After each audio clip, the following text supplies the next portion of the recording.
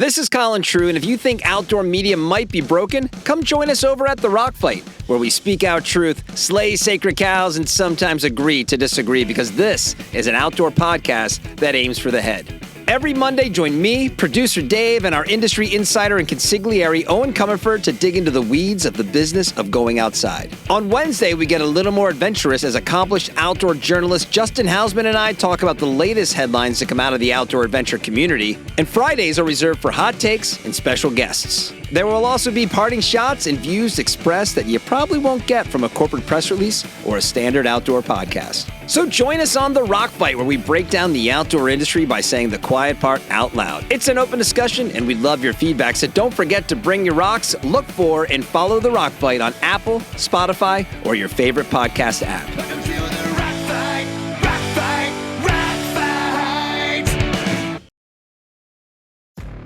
Welcome to Open Container.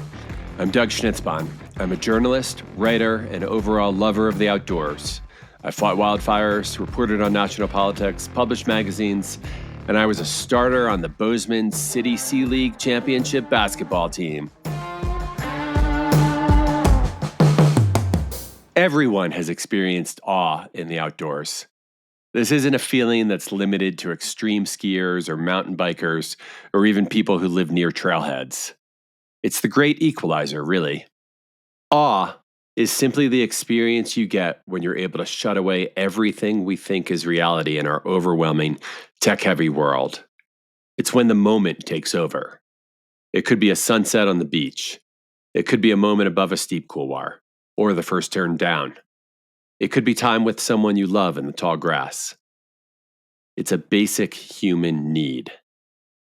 It's also the way the outdoors heals us. You could say it's something spiritual, and I think for many poets and philosophers it has been. I think a lot about the poet Percy Shelley when he looked on Mont Blanc and wrote, "The everlasting universe of things flows through the mind and rolls its rapid waves, now dark, now glittering, now reflecting gloom, now lending splendor, where from secret springs the source of human thought its tribute brings." Awe has been such a basic experience for me, and it's really driven and shaped the way I've lived and built my life. Recently, I've been thinking back on an early moment of awe with my parents when I was a kid. I lost my dad last year, and it was my mom's birthday recently, so I keep going back to this glorious moment that's deep within me. I grew up on the seashore in New Jersey, near a wonderful place called Sandy Hook, which is a spit of dunes and holly forest with the Atlantic Ocean on one side and the bay on the other. This moment is one of those that's so clouded in memory and nostalgia, but as I remember, we were on the beach on the bay side, finding the shells of horseshoe crabs and other flotsam in the shallow salt water. And tucked in along the plants was an old rowboat with a hole in the bottom that must have beached after a storm.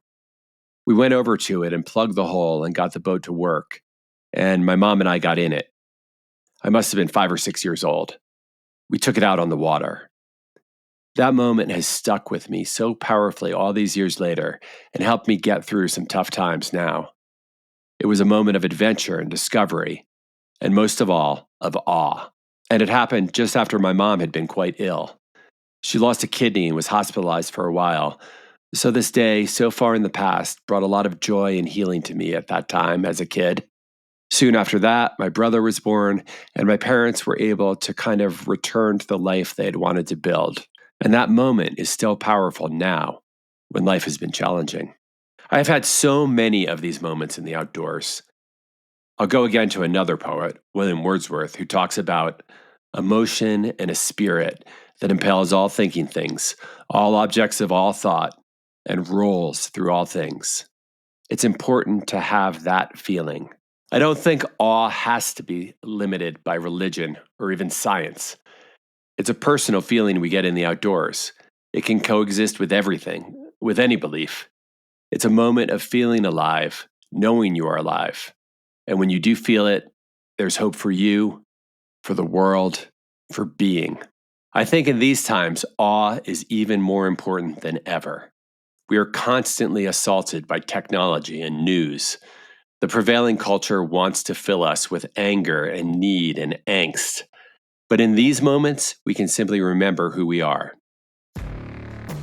And today's guest is one of the world's biggest proponents of the concept of awe and how important it is to all of us. In fact, he sort of coined the term as I'm using it. Stacy Bare received a Bronze Star for meritorious service in Iraq and began climbing to deal with addiction, depression, and PTSD. He co-founded Veterans Expeditions in 2010 with the intent of getting veterans outdoors and being led by other veterans. He worked as the director of Sierra Club Outdoors, encouraging all Americans to get outside, with an emphasis on military veterans and youth. He launched the Great Outdoors Lab in partnership with the University of California at Berkeley to study the impact of the outdoors on health. And during the pandemic, he even took a job in the specialized bike warehouse in Utah. He has produced 3 films: Crack Climbs and Landmines, Alex Honnold Climbs Angola, Adventure Not War, and The Afghan Champ, documenting his return to war zones as an adventure traveler instead of a soldier. He is currently the executive director of Friends of Grand Rapids Parks, working to make Grand Rapids the healthiest, most park-equitable city in America. So let's open the container with Stacy Bare. Okay, here we are with Stacy Bare, and buckle in because this is going to be a good one. I've been on numerous adventures with Stacy. I know how he operates, and I know how much passion he has for the outdoors and helping people. Stacy's currently the executive director of Friends of Grand Rapids Parks, and I think a lot of what we're going to talk about today, Stacy, is just how awesome the Midwest is, which is something that doesn't get heard enough in outdoor circles. So welcome to Open Container. It is great to see you, Doug. This reminds me a little bit Open Container when you told me about this podcast. It was the 90s. It was a different time, but a friend of mine in college used to spend a lot of time with an Open Container listening to Wilco and Sunvolt right after Uncle Tupelo broke up, driving those back roads in the hills of Mississippi. And, pretty much everything I learned was from a Drive-By Truckers or Southern Rock album. I absolutely love that. And I think we need to get Jeff Tweedy on the show. I think that's something we're working Jay for. Farrar, dude. Jay Farrar. Get Jay Farrar on the show. Sure. There's Sounds such great. a split. I still have 2 friends that haven't talked to each other because in Mississippi it was at Ole Miss, it was the Jay, are you Jay Farrar? Are you Tweedy? Are you Sunvolt? Are you Wilco? And it's still a conversation that's happening. And Lucy wants to be on the podcast as well. Lucy is Stacy's dog who's crawling on his lap right now. But anyway, Stacy, why don't, so we're here, if people don't know you, why don't you tell us a bit about the journey that brought you to Grand Rapids, Michigan, where you are now and are currently working, and why you are so extremely happy to be there? Yeah, I'm thrilled to be in West Michigan. I love being in the Great Lakes. Michigan is a Midwest state. The Midwest is a ridiculous amalgamation all the way from the Great Plains states. I was actually grew up in South Dakota. I was born in Nebraska, grew up in South Dakota, all the way to like Pennsylvania. And then sometimes you hear people say Louisville is in the Great Lakes because it's close enough to Iowa, or the Midwest. Close to Ohio there. I don't even know my geography, evidently. But I moved out here 3 years ago from Salt Lake. I've been out there for 10 years. Before that, we had been in Boulder, Colorado. And before that, I went to graduate school in Philly. And before that, I was in the United States Army for about 7 years, and also spent some time kicking landmines out of the ground. I had 4 years in combat zones or immediate post-combat zones. So Bosnia, 0304, Angola, 0405, Abkhazia, most of 05. And then I got recalled to the United States Army and was in Baghdad 2006 and 2007. So, like, for the listeners who maybe remember the surge, I was there right before the surge and then right after the surge. And when I came home and ended up in graduate school, my first job after the economy collapsed in 2009, was lucky enough to be in Boulder, Colorado. And that's where a friend got me out climbing as an alternative to suicide. And that sent me on this whole trajectory, way different than what I thought I was going to be doing when I was in graduate school and when I left the Army. But it's been amazing. I got to meet people like you. I've got, Chris Kazar, who actually introduced us, and all these just amazing people. And I've gotten to travel all over the world. I've been able to represent some incredible brands, make some fun movies. I did a climbing movie with Alex Honnold that's on Vice. Went back and skied in Iraq. I've skied in Afghanistan. Ben Sturgielewski and Katie Sternholm have taken that film from what I thought was going to be a 5 to 7 minute film. It's now this 90-minute beautiful film. It just won at Banff. It won People's Choice. It won Grand Prix at Banff. So But in that process, right? So around 2018, I went out on my own. I hung up my own shingle. I was doing consulting work for other outdoor nonprofits. I was doing big corporate outdoors, corporate speaking, and I thought it was made, man. And going up into 2020, so coming home, I went to Afghanistan in 2019. The Afghan skiers said, "Hey, what can you do to help us?" And not just raise awareness, right? There's too many times we just raise awareness about things. And they're like, "What can you do to help?" And so we said, "Well, what if we started a ski competition in Central Asia?" And so a couple Dutch guys and I and some Kyrgyz skiers, we set about to our initial goal was to rival the Freeride World Tour, but in Central Asia because the mountains are incredible. So we're gonna beat the Freeride World Tour by going places that they don't go. And these Kyrgyz skiers and a couple Dutch guys and I, we ended up launching the Kyrgyz freeride competition, which this year is actually a Freeride World Tour qualifier, which is really fantastic. So we did that in 2020, and we came home, and we all talked about having the Kyrgyz hell cough. Like I don't know if it was COVID. Certainly felt like looking back on it, I'm like, oh, maybe like sorry America, maybe it was us. But I mean, it was already starting to appear here. And the pandemic shut me down and it shut my business down. So I went from like high flying corporate speaking to throwing boxes at FedEx. I drove a forklift for a bike company, learned a ton about the bike industry, learned a ton about so called unskilled labor. I think anybody who's had like a professional career, get to your 40s, think you're doing really great, go get a job in unskilled, quote unquote, unskilled labor. And you really figure out who you are and who your friends are and what matters to you and what matters to your friends. But it was a total identity shift. I ended up going back to work for the Department of Defense with the US Air Force, which was a great experience. But my wife and I are like, what are we doing? Like, and I felt like I had run my course in Utah. And we finally started speaking, and both of us had felt for a long time that the Wasatch Range in Utah had been telling us to leave. It's where we got married. It's where our daughter was born. It's where we bought our first house. It was such a warm place for us. It was such a home. It was such a place that we needed where so much of my healing post Iraq really happened. We had then felt the Wasatch telling us to go, but we didn't want to share that with one another because we were both so into the outdoors and we both believed that, we believe the hype. Like if you're in the outdoors, if you want to be great in the outdoors, you got to be out west or Pacific Northwest or there's like places where it's acceptable to be in the outdoors and other places where news media maybe tells us or outdoor media tells us like you can't have the adventure there. But because both of us have roots in the Midwest, and Mackenzie, who's my wife, has roots in Michigan, we had been back to Michigan a lot. We'd been to Minnesota a lot. We really love the Northwoods. We have a picture of two loons that's been in our bedroom for years. And a trip there in 2019 where our daughter she was 3 and she got into Lake Superior the first time and she didn't want to get out. She was turning blue, she was freezing, and we were trying to take her out of the lake and she just kept crying. She just didn't want to leave the water. And still you put Wilder in water and she just grows, she's 100x, she's 10x, she's so much bigger when she's in the water.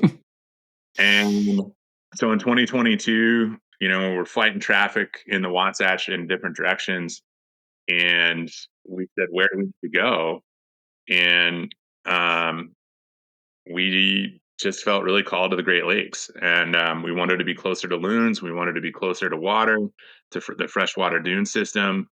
And we reached out to some friends and they told us we should go to Grand Rapids, and we came out and checked it out, and a job opened up, and we took a huge leap, man. Your mid 40s is a weird time to leave regions, switch careers, um, but it's been a really incredible space for us to land, and Michigan has embraced us, and we've embraced the Great Lakes, and I couldn't imagine being anywhere else, and I hope everybody comes and visits.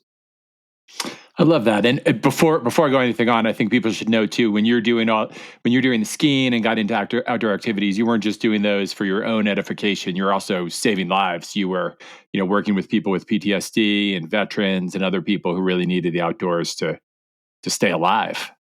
That's a big part of it. I mean, it's been really interesting too coming here because nobody knows what I did before, right? Like, they don't really care in a way. I mean, they do, but like, I made so much of my mark in the outdoor industry before this as a veteran, and really pushing around the healing power of the outdoors, which I still am working on. But now I'm working much more on building the infrastructure so that people can get Sure. there. And yeah, I mean, the work we did with Dr. Keltner at the Greater Good Science Center and AWE research, that's the foundational research you see in outdoor. Like when people talk about the health benefit of the outdoors, they're referencing the research we did together and the benefit of time outside and how it impacts trauma and how it reduces symptomology and how it reverses inflammation of cells. Like we did all that research, and that's why I did it. Like going back to these places, going back to Iraq and Angola, it was so that I could clear the air, and so that I could change the narrative, so that I could share other narratives of these places that, Iraq and Afghanistan aren't full of horrible, angry people. Yes, there are horrible, angry people there, and yes, they are sometimes in charge. But even those horrible, angry people, just like here in America, there's beauty inside them somewhere. There's Right. something that's causing that. Like there's a fear, an anger, a loss. And I've been able to see both the worst sides from a perspective of combat and cleaning up after combat, and I've been able to see the best sides through skiing and climbing. And that's my goal, is to get more people on that. We access our better angels outside, and that's been a lot of the journey, and I see that journey here too. I think one of the other things about this work is, the big adventure, the big expeditions, amazing stuff. I wasn't home, man. From 2016, when my daughter was born, to 2020, I just wasn't home, and my daughter didn't always recognize me. I sometimes didn't want to be held by me because I wasn't home enough. So in my own life, I had become like the uncle to my daughter as opposed to her dad. And that was the pandemic was horrible, and it wasn't great in a lot of ways. But for us, there was this opportunity of a really hard reset, and that got my head straight, and it made me realize that time outside can look a lot of different ways, and you can have an epic adventure in 45 minutes. You don't have to be out for 45 days or 4 to 5 days. And that's been a real gift here, where we live. There's about, I don't know, 45, 50 miles of mountain bike trails within 20 minutes of my house. So it feels pretty damn world class to me. Yeah, well, let's get into that. I mean, so what is your current role and what you're doing there in Grand Rapids right now? Yeah, so Friends of Grand Rapids Parks, Michigan, started their session a little bit before everybody else in 2008. And when the property tax base fell away from Grand Rapids, they couldn't fund maintenance of their parks. So a bunch of citizens stood up Friends of Grand Rapids Parks to do park maintenance. And that's changed and evolved as things have come back. And, Michigan is back in a big way this last year. I'm about 2.5 hours west of Detroit. So if you know anybody from Michigan, they like to show you the hand, the thumb, the mitten. So we are on the other side of your thumb, about 45 minutes from Lake Michigan. And West Michigan's booming, and it's a really exciting place to be right now. And a lot of our work is parks, trees, and trails. So we support the city with natural resource management, invasive species control. We're doing a lot of work to enforce the 1821 Treaty of Chicago, which is the treaty that ceded this land from the Anishinaabe and the indigenous communities that are here, the Ojibwe, the Potawatomi, the Odawa, to the United States government. And by enforcing treaties, what we're doing is natural resource management that allows for improved foraging and hunting, which goes all the way back to that treaty.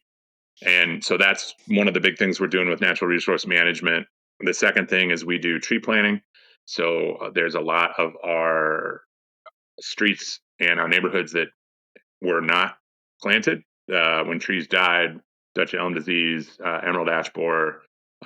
Those trees didn't get replanted. They're in historically redlined neighborhoods. So we received a $5 million grant from the U.S. Forest Service through the Bipartisan Inflation Reduction Act. So we're 1 year into 5 years there. Our goal is that 90% of people will be within 10 blocks or less of a dirt trail, a natural service trail. So we've got about I don't know, I want to say about 7 to 10 miles of natural surface trail already, and we're working on a pretty ambitious plan to bring that to 22 miles of natural surface trails. So multi-purpose hike and bike, adaptive, 42 inches across, so that an adaptive mountain bike can get through there, a stroller can get through there. So it's a lot of fun building that outdoor infrastructure so that this city that you can have a pretty rad adventure after work over your lunch hour if you got 45 minutes on a Saturday morning that you can get out and be in nature. And but one of the really beautiful things about where I get to live is the ravine system.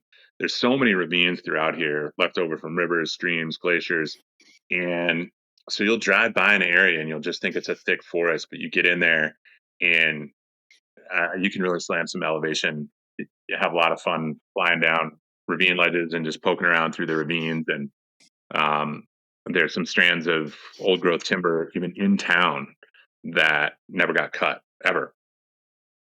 So it's like 400 plus years old, tool oaks just down the street. And, they're not as big as redwoods, but they are deserving of awe. And when you enter into those spaces with those trees, you can feel the sacredness and you can feel the wisdom of those trees. And it's really cool. It's really cool.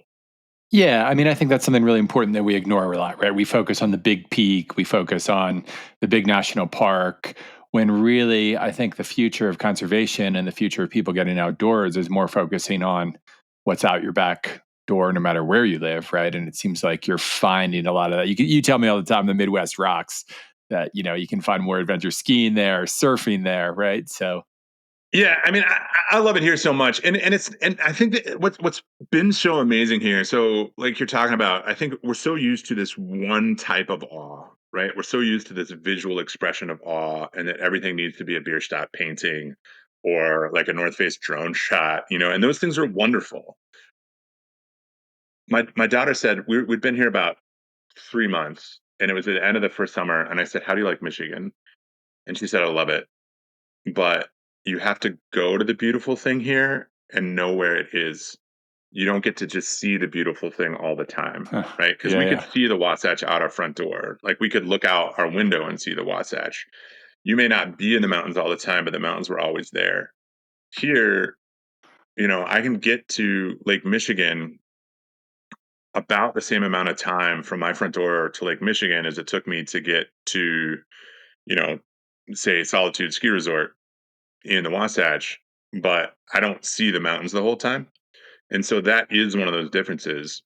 But when you drop down into the woods and you feel embraced by the trees and bar owl swoops down on you as you're riding your bike and you stop and I mean, the light out here, man, like there are these shifts in the lights through the trees that are mind blowing, but you have to be open to the subtleties in those shifts and the birds, the smells in Michigan are really incredible. Springtime, the fall, um, and then when I do want really big sky, I head out to if I want a little view of sky, I can head out to a lake or the river valleys, and if I want to see an expansive sky, I have my favorite spot in the dunes that I would look forward to showing you and looking across over Lake Michigan. Or, I can drive up to Lake Superior. I can drive over to Lake Huron. I can drive to Lake Erie.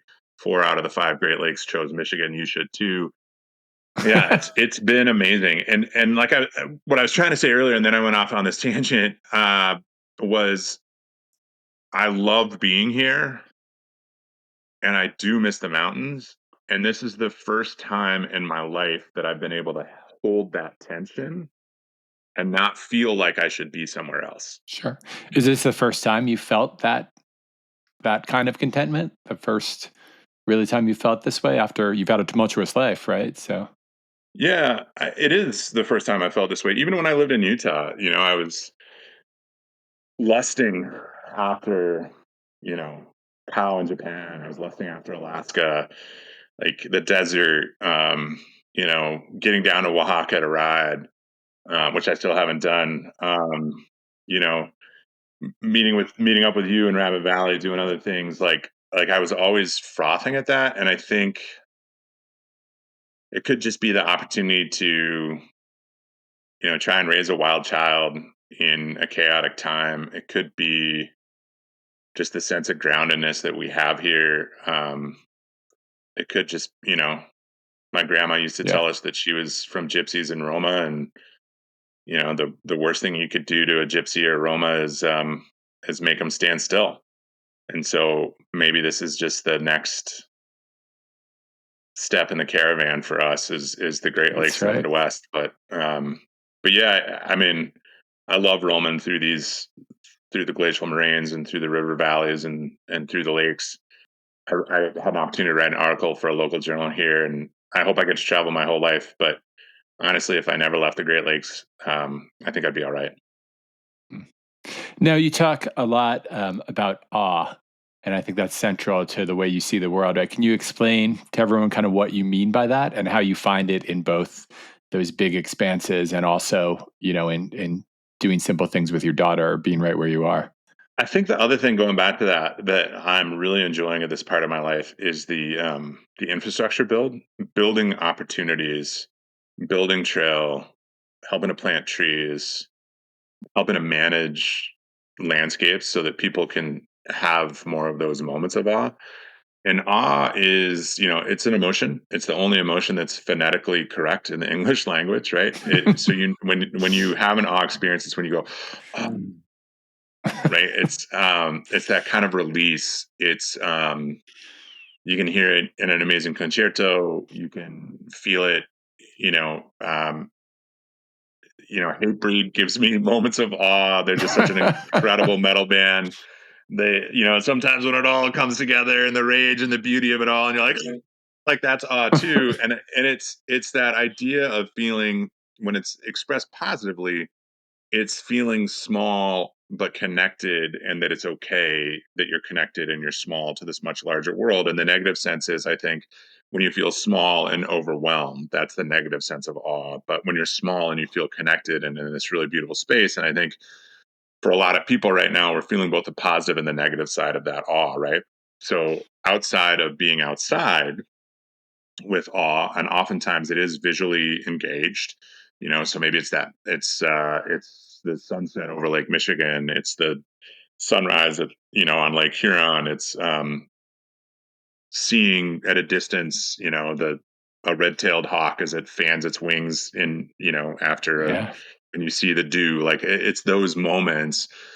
um but outside of the outdoors, concerts, art museum, and political rallies are where people see awe. So awe can be very positive and lead to a lot of positive outcomes. In the research we did, openness to, other than all the physical stuff that we've already talked a little bit about, openness to new information, curiosity, pro-social behavior, connection to others. But the flip side of that, um, it can be used to manipulate people. And I think there are times where, for me, like in my early days in the outdoors, and you met me like right after I started in the outdoor industry, and I had the zealot of, I was a zealot, man, about Sure. time outside and what it could do and the healing powers. And what I've really come to realize is that the power of the outdoors is amazing because it opens doors. But I think if you get to a point where you can only go outside and you're always seeking these giant awe-filled experiences, and if you don't find it, it wasn't a good day, or you use the outdoors to run away from everything consistently, it's going to be a problem. But when you allow awe to open the door and you do the work to move through the door for whatever it is of healing and engagement you need, um, I think that's where the magic is. But even like you and I, right? I mean, you and I spent years talking about going on an adventure before we did. But because we talked about our adventures, and you're a passionate guy and you embrace things. And I remember, the first time I met you, I was like, this is what the guys from Dead Poets Society were talking about. This is the guy I've been looking for, who like sucks the marrow out of life. I was like, this is the guy. Like, there he is, Doug, Dead Poets Society Schnitzcon. Is everything right and wrong with America all wrapped up in one? But Oh, Captain, my Captain. Yeah, exactly. And I mean, yeah, like stand up on a desk. Like that's how I felt when I met you the first time. I was like, this is my guy. Oh, captain, my captain, indeed. Like I think there's a transference that can happen. And I think that's what helps build the community, even if you're not outside together. And I think when we look at other movements that are happening around the world today, it's easy for us to nitpick or to blame or to castigate. But there is something that I think is happening in those movements related to awe and community and connection. The problem is, and I've said this before, for years I thought the benefit of time outside was because it replicated the positive aspects of war: camaraderie, sense of togetherness, Right. mission. Yeah. And there is a lot of awe that happens at war. There's a lot of awe inspiring things, positive and negative. And there's a lot of boredom. And then it happens. But like, Right. sometimes there's a lot of boredom mountain biking. You're just like thrashing yourself up a hill and your head's down and you're not seeing the beautiful things. And then you see that awe. Um, but I think in those movements, we see community. Um, you see that connection where it wasn't able to get there, and maybe a constant fight or flight emotion as well. And what I came to realize over time, though, and I don't know if Stacy of 2007 recently returned from war would probably tell Stacy 2024 to go fuck off. But given the years of experience that I've lived since then, and I don't know how you deliver that experience, that conversation to somebody, but war is a shadow of the stone and timber of the beauty and the awe we see outside. But that shadow is what's more accessible to more people. Like war and violence and pain and hazing and disconnection and being kicked out of a community are unfortunately, I think, far more accessible to people than the beauty of time outside and adventure and engagement and community that we've been able to find. Yeah. And I think if we can adjust our mindset to recognize that the other is likely feeling community and experience in some sense of awe as well. And what is that hurt that they're looking to escape from? And you know as well as I do in the outdoor community, how many of our friends who are or colleagues who are these really intense climbers or runners and skiers, they'll share with you eventually what the hurt is. Yeah. And not everybody has that, which is great. And I think you get to a point where you're healthy and you can understand, maybe we're all a little bit healthier now than we used to be in our experience of the outdoors. But when you no longer feel like you have anything to prove, that's what awe is that sense of overwhelmness. And when it's positive, you feel small and connected and safe. And when it's negative, you feel maybe small and disconnected and deeply unsafe. Well, it seems to me that the work you're doing there now in Grand Rapids is helping cultivate that with people, no matter what their background is, no matter what their political affiliation is, no matter what their philosophy on that is, right? You, as you said, you give people the choice to plant trees and they want to plant them, right? You get them on the trails and they get to experience a bit of awe some way or feel some reason why they'd want to save these places or stand up for them, right? Absolutely, and I mean, I think I had never planted trees. I hadn't done smaller landscape conservation, right? Like the amount of effort it takes to build 3.5 miles of trail in an urban environment is insane. And so you're like, yeah, we just built 3.5 miles, and I'm like, I'm thrilled about it. And other people are like, 3.5 miles, it's not that long. Like, what is that? 2 laps? Like how many times do you go around it? And I'm like, yeah, but think about where we are and what we can do. And Ball Perkins is like, it's just a gem of a park. There are these two beautiful ravine systems. There's a hill that in the summertime, there an old tree had died. The light flows through. It's gorgeous. There's another spot where I can look out and see, and I feel like I'm in, you know, uncut forest from 400 years ago. It's just so incredible.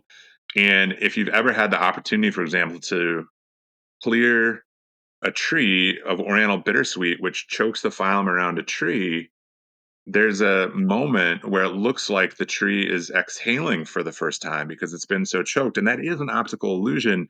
But there is the filament, like the tree is taking more material back up, and it looks like the tree exhales.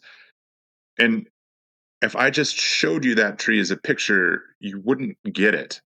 But if you were there cutting and pulling away that vine and seeing the tree seemingly exhale and back expand, and the scars that will be on that tree, but now that tree can live again, I'm telling you what, Doug, I have seen the same look on people's faces as they removed Oriental Bittersweet or planted their first tree as I've seen cresting over the Grand Teton at sunrise. That's fantastic. Well, I think we could talk for another 2 hours. And I think we will, because I think I'm going to have you back on the podcast again in the future, because we only got into like a quarter of the things I wanted to talk to you about.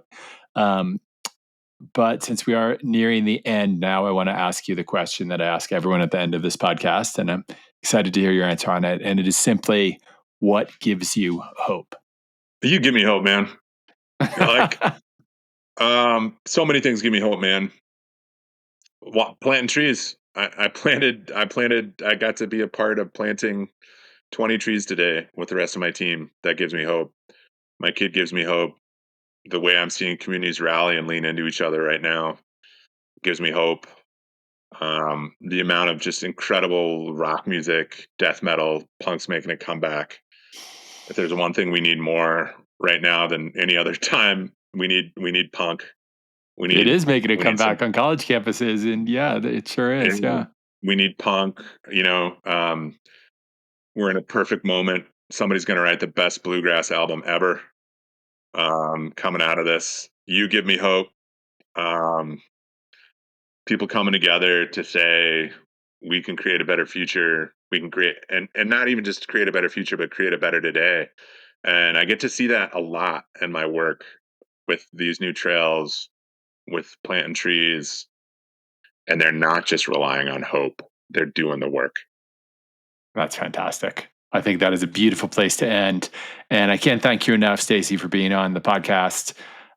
It was great to open the container with you, of all people. And can't wait till you're on the show next time. Thanks so much. Cheers, man. Thanks for imbibing Open Container, production of Rockfight LLC. Please take a second to follow our show on whatever podcast app you're listening to, and send your emails and feedback to myrockfight@gmail.com. Our producers today were David Karstad and Colin True. Art direction provided by Sarah Gensert. I'm Doug Schnitzbahn.